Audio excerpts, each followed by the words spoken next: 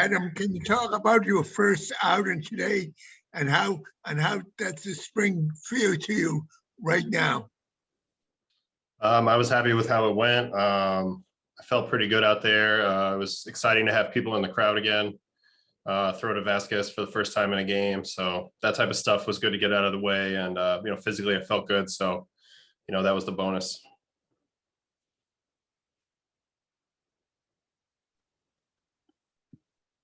Adam, you're a guy that obviously focuses a lot on pitch shapes and everything like that, and particularly with your slider and everything, the amount of movement that you get on your slider. Obviously, last year was a small sample size season, but what do you want to see from your slider this year in terms of the way it works, in terms of the way you're navigating, and how did you sort of go about changing that or tweaking it in the offseason?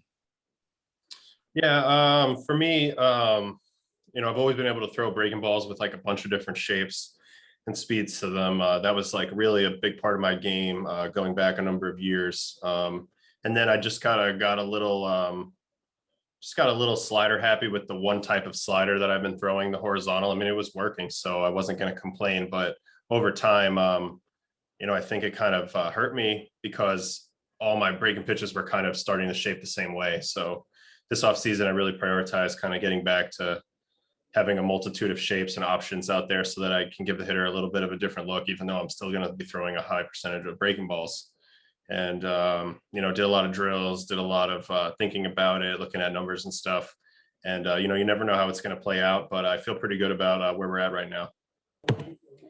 Adam, you've never had to close kind of full-time in your career. How much would you welcome that opportunity this year? I know there's a little bit of a competition in spring training. It would be great. I mean, the last time that I had the job was like right before I got hurt in 2015 and a little bit in 2016 when I came back. It was exciting. I really enjoyed it. It's not something that I feel like is a must for me, but it's something I would definitely embrace. And, if Alex gives me the ball in the ninth, I'll definitely be pumped up about that. What sort of adjustment would that require of you, Adam, if anything?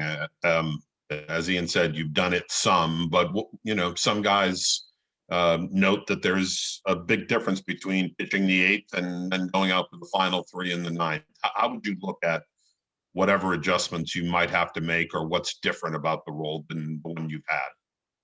I think the biggest thing is, you're pretty much starting clean, 80% of the time. You might finish off the eighth once in a while, but for the most part, you're starting clean in the ninth. You know exactly what it's going to take to get the job done, whether you're up by 1 or up by 3 or whatever the case may be. So you kind of pitch the scoreboard a little bit in that way and just try to do your job for the team. I'm sure I would get a lot more pinch hitters, probably lefties, that sort of thing. But, I've done it before. I think the biggest thing is just attacking that first guy and putting yourself in a good position for success. Would having that closer's role maybe for a full season enhance your profile as a free agent next year, given that this is the final year of your deal? Well, I have no idea what they're looking at these days in terms of roles and stuff like that, but I do think it would benefit me to get a full season in facing as many lefties as possible so I can put that kind of narrative to bed and, show that I can dominate both sides. That would probably be a bonus, but beyond that, I think regardless of role, I'm looking to put together a great season, not only for myself, but for the team.